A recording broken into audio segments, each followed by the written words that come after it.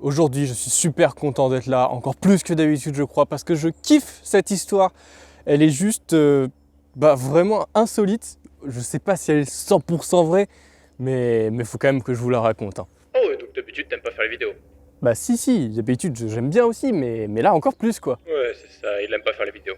Bon, balance le contexte, toi. N'importe quoi. Bon, alors pour vous, c'est vrai que ça fait pas très longtemps qu'il y a eu un épisode, mais pour moi, ça fait un moment, va falloir que je me remette dedans.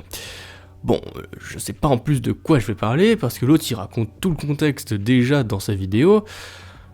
Bon, et si je faisais un petit point sur François Ier et le XVIe siècle. Le XVIe siècle, au niveau mondial, on considère qu'il commence avec la découverte par Christophe Colomb de l'Amérique. Mais en France, on va dire que le début du XVIe siècle va commencer avec la gouvernance de François Ier en 1515. Elle se finira avec l'assassinat de Henri IV en 1610. Qui est François Ier ?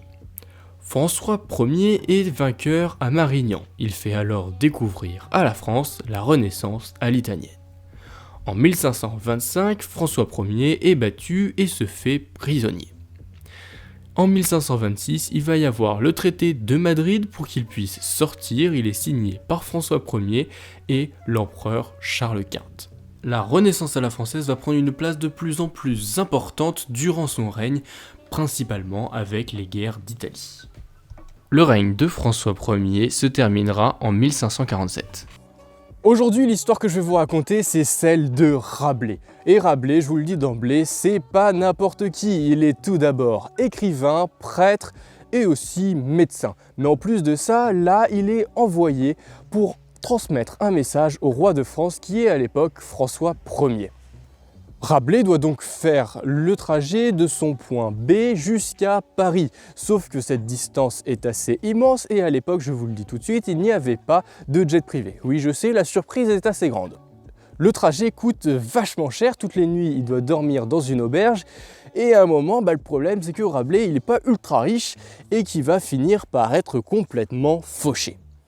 Il va passer une nuit à l'auberge, mais il est complètement fauché, il ne va donc pas pouvoir payer l'aubergiste. Mais en plus d'être écrivain, prêtre et médecin, il est vachement malin Rabelais. Ce qu'il va faire, c'est déposer dans sa chambre 2 fioles de poison avec marqué sur l'une pour le roi et sur l'autre pour la reine. Une femme va finir par venir ranger sa chambre et quand elle va ranger sa chambre, elle va se rendre compte de ces 2 fioles. Elle va tout de suite prévenir son patron qui lui va prévenir les autorités qui vont directement emmener Rabelais à Paris pour qu'il soit jugé. Alors à partir de là, je vous le dis, tout le monde pense qu'il va être condamné à mort, mais le roi connaît en fait Rabelais et cette histoire le fait beaucoup marrer. Il va donc décider de l'acquitter et Rabelais va pouvoir lui transmettre son message sans jamais payer l'aubergiste car le roi décide de le faire à sa place.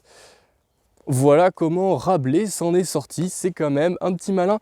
Je ne sais pas si cette histoire est complètement vraie, ça me paraît complètement fou, mais en tout cas, je la trouve trop cool. Voilà, j'espère que vous la connaissiez pas et que j'ai pu vous apprendre quelque chose aujourd'hui. Je te laisse conclure. Eh bien merci de suivre chacun de ces épisodes.